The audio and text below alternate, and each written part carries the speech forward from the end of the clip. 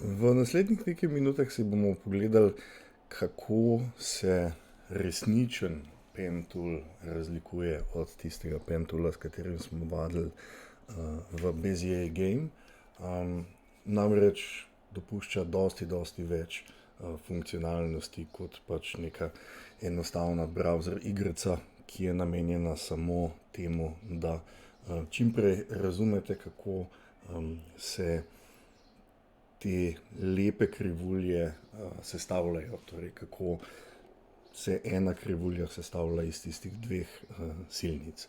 Zdaj, ta prva stvar, ki bi jo rad nastavil, ko sem vključil klasičen pen tool, se pravi, imam kar nekaj tehle, se pravi, te tri zadnje in pa ta prva, se bomo nekako naučili, da uporabljamo izključno samo to prvo.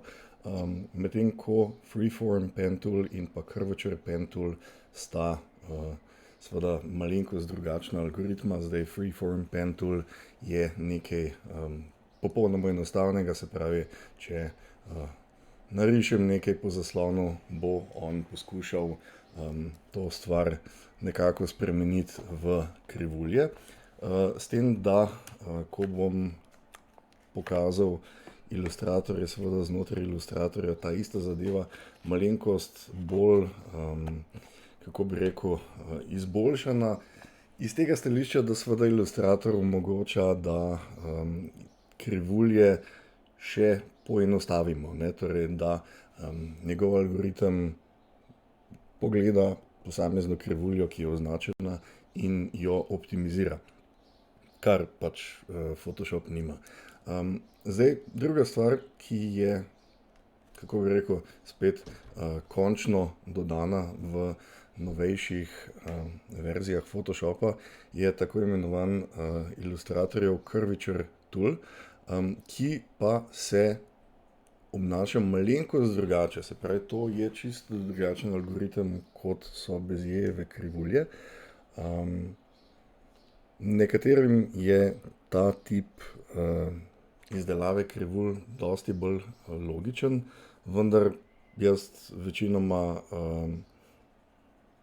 vam polagam na srce, da se naučite, kako uporabljati Bezierjeve krivulje, zaradi tega, ker je dosti večja kontrola nad tem, kako sama krivulja izgleda, ne. Torej tukaj recimo ni kontrole nad tem, kako se leva in desna stran obnašata, ne. Torej gre pač za neko avtomatiko in tudi z Curvature toolom ni mogoče delati nekih bolj kompleksnih krivulj.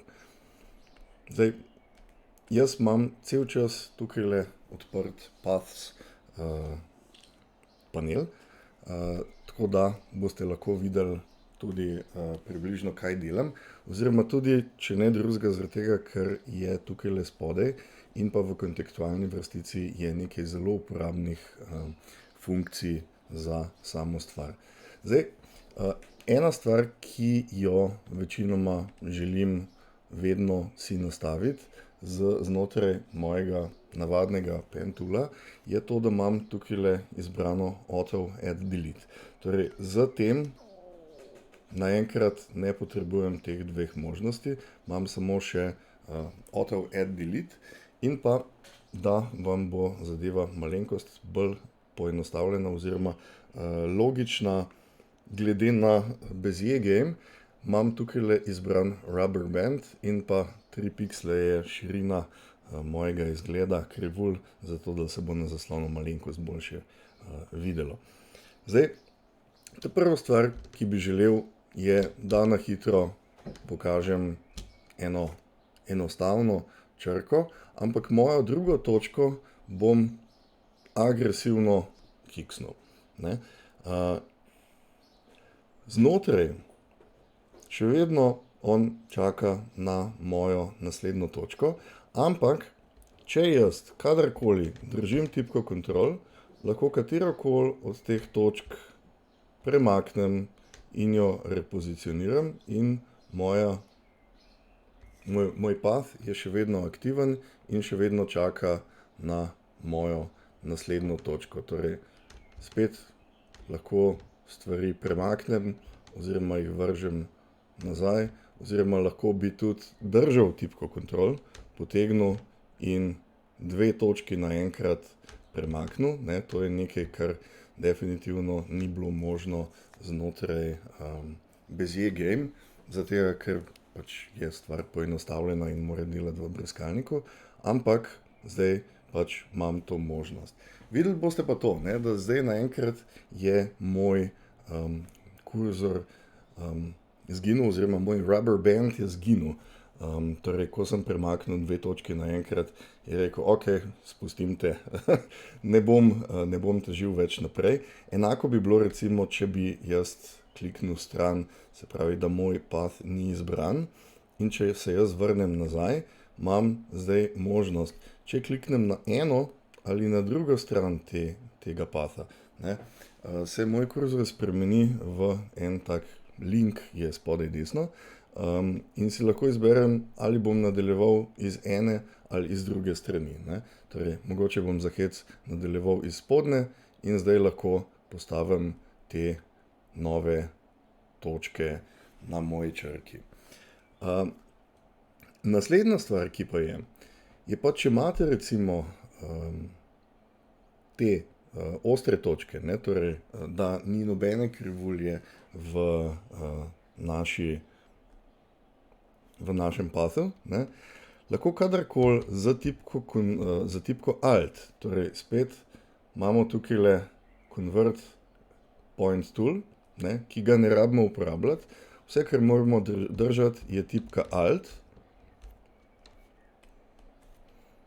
No, sekundo, zato ker sem se vrnil, ker sem zamenjal orodje, mi to ni delovalo, ampak če držim tipko Alt, boste videli, da se moj kurzor spremeni v tisto ikonco, se pravi taka kljukica, in jaz lahko takoj držim Alt in držim miškin gumb in to mojo točko sem naenkrat spremenil iz ostre točke v lepo krivuljo. Oziroma, če bi želel, lahko zopet držim tipko Alt, začnem vleči, zdaj bom pa spustil tipko Alt in še enkrat pritisnil tipko Alt in sem zlomil krivuljo. Torej, ali da imam enakovredne silnice na eni ali na drugi strani, oziroma da zlomim silnice in ena silnica kaže na drugo stran.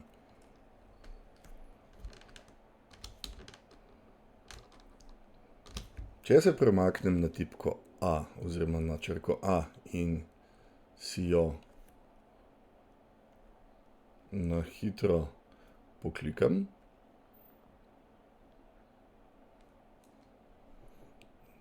in si poklikam še zunanjo stran, boste videli, da je ta moj work path zdaj znotraj vključuje 2 patha, torej zunanja stran črke A in pa notranja stran črke A. In sicer, če se spomnite na tiste selekcije oziroma tiste 4 ikonce pri selekcijah, imamo zdaj prvo, drugo, tretjo in četrto, enako kot smo imeli pri selekcijah. Potem imamo pa še eno dodatno, in sicer Exclude Overlapping Shapes. Večinoma, ko boste delali v kateremkoli orodju, torej boste skoraj vedno uporabljali to 5. verzijo, torej da je nekaj okoli in pa potem, da tiste stvari, ki so znotraj tega shapea, so tiste stvari, ki pač niso, se pravi, je zdaj luknja v črki A.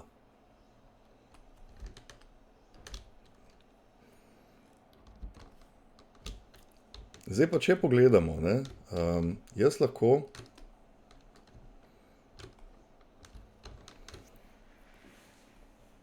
tukajle kot v Illustratorju in kot v InDesignu imamo za vektorje tako imenovani Path Selection Tool oziroma Direct Selection Tool.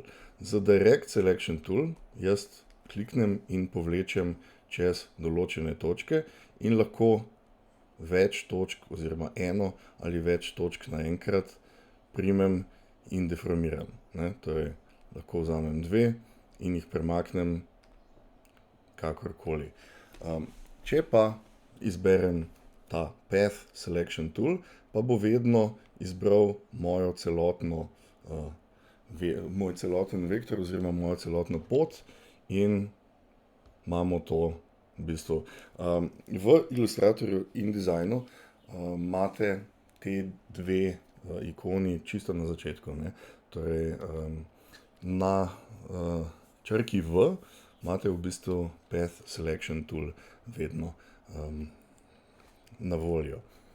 Če pa imate izbran ta prvi Path Selection Tool in držite tipko Control, se bo pa spremenil v Direct Selection. In jaz sem držal Control in premaknil oziroma povlekel čez eno izmed točk in imam zdaj izbrano samo točko, čeprav imam izbran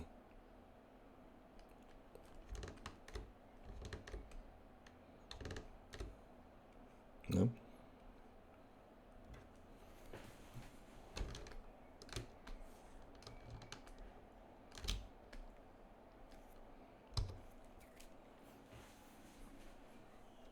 Enako kot recimo pri lepih kotih, zdaj bom poskušal govoriti in naenkrat približno lepo krivuljo na tej črki O narediti.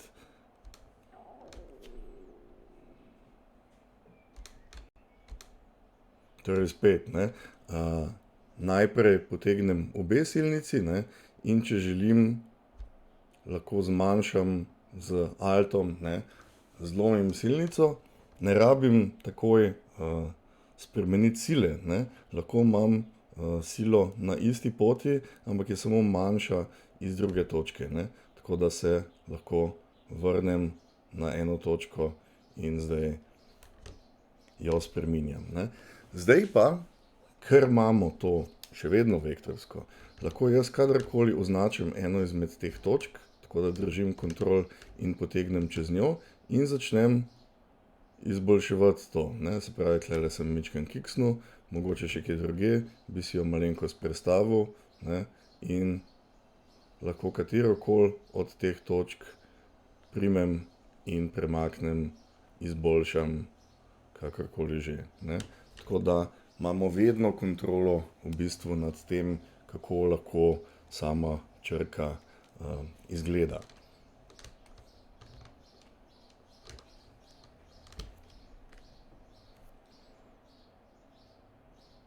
In pa tudi tukaj, ne, zdaj bom držal,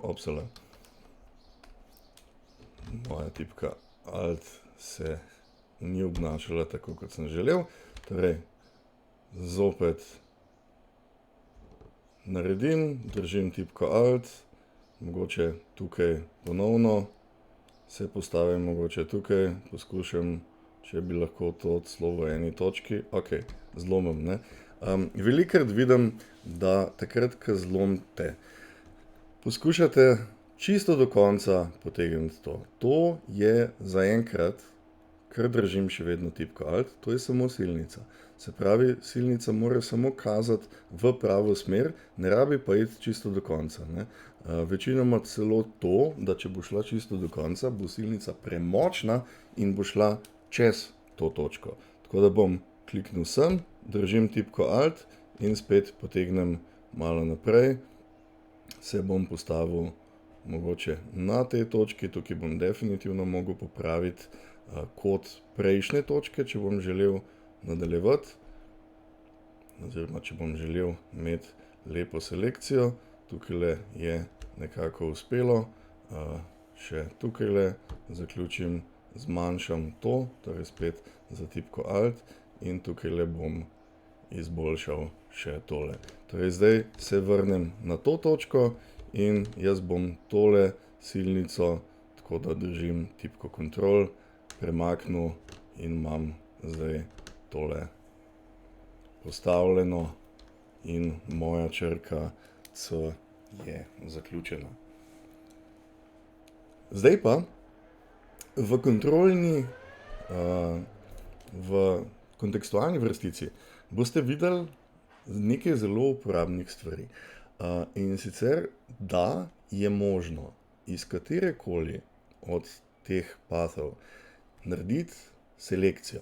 Torej, imate za neko izjemno, kako bi rekel, detaljno in ostro stvar, kot bi bila recimo roka, ne, je pentool najbolj ultimativno orodje, ne. Seveda v trenutku, ko se začnemo pogovarjati o nečem, kot so vektorji, je to seveda edino relevantno orodje, s katerim delamo, ampak tudi tukaj recimo lahko naredimo izjemno čisto selekcijo, tako da tukajle izberem Make Selection in če kliknem na OK, sem jaz zdaj naenkrat dobil aktivno selekcijo, lahko vidimo naše marširajoče se mravljice in zdaj lahko recimo to selekcijo uporabim kot na primer neko polnilo, lahko jo uporabim kot masko ali karkoli drugega, ne. In potem to še izboljšujem na razne načine. Druga stvar, ki je, da v trenutku lahko to generiram kot masko. In če kliknem na to, če pogledate tukajle spodaj, boste videli, da je stvar se naenkrat malenkost drugače zgodila, ne. Če se spomnite, kako so izgledale maske, je to, da so maske izgledale črno pa belo, ne. Tukaj je pa naenkrat vektorska maska. Torej jaz lahko zdaj še vedno, ker imam tukajle vektor mask, lahko jaz še vedno katerokoli od teh črk, od teh točk spreminjam in spreminjam vidljivost na vektorski način, ne. Bom skočil en korak nazaj, ne, torej imam vektorsko masko, ki definira vidljivost. Lahko celo kombinirate navadno masko in vektorsko masko na enem layerju.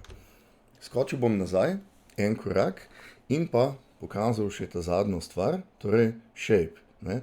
Iz nekega delujočega patha lahko vi naredite shape layer, ne. Torej shape layer bo izgledal tako, da je tukajle spodaj ena ikonca, podobno kot če bi bil Smart Object, in če dvakrat kliknete na njega, lahko spremenite barvo tega shapea. Spet bom skočil 2 koraka nazaj. In zdaj bi pokazal še tukajle nekaj ikonic, ki so na voljo. Torej, pomembna stvar, zdajle naredil bom nov prazen layer in zdaj imam tukajle aktiven work path. Jaz, če kliknem tukajle na prvo ikonco, lahko takoj ta moj work path napolnim z sprednjo barvo, torej z foreground color, mi takoj, da ne rabim recimo edit pa fill klikniti, ampak lahko takoj nafilam z eno barvo tisti layer, ki ga imam trenutno izbranega. Ta druga ikonca je Stroke Path with Brush. Torej, če kliknem na njo, bo moj brush, ki je trenutno točno toliko velik, kot ga je zdajle narisal, ne, je moj brush potegnil čez celotno površino mojega vektorja. Oziroma, če desno kliknem imam še eno ekstra možnost. Če tukaj rečem stroke, zaradi tega, ker imam tukaj dva patha, mi zdaj daje možnost stroke subpath, drugače pač je samo stroke path. Ampak, če tukaj kliknem na simulate pressure, se bo na začetni točki začel iz popolnoma nobenega pritiska, na sredini bo imel maksimalen pritisk in se potem vrnil, ne. Čisto zavisi od tega, kakšno dinamiko imate nastavljeno za svoj brush, ne. Torej, vse te dinamike, ki so vezane na pritisk penkala, ne, torej grafične tablice, lahko v bistvu tudi tukajle simulirate od ene točke do druge. In pa, če si jaz vzamem mojo navadno zanko, pa lahko narišem tukajle eno neumnost. Imam tukajle tole četrto ikonico po vrsti, ki bo naredila path iz selekcije, ne. Torej, tretja ikonica po vrsti je, da bo naredila selekcijo iz patha, ne. Torej, če kliknem na njo, bo naredila selekcijo. In pa tukajle četrta po vrsti make path from selection, ne. Torej, imate vedno na voljo, oziroma pač tretja ikonica je tudi tukaj, make selection, in potem imamo to selekcijo aktivno. To je v bistvu najbolj pomemben del dela z pentoolom. Torej, zdaj veste, da lahko katerokoli od teh točk kadarkoli premikate, ne. Mogoče v Illustratorju in InDesignu, ko boste delali s pentoolom, da veste,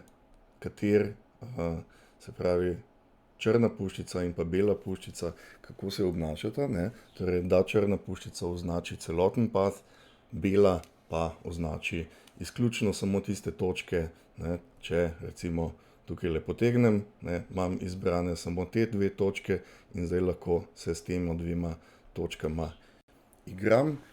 In pa to, da če uporabljate normalen pentool z kontrolom in pa altom, se lahko teh treh stvari izognete, ne, in imate v bistvu ultimativno orodje za delo z vektorji.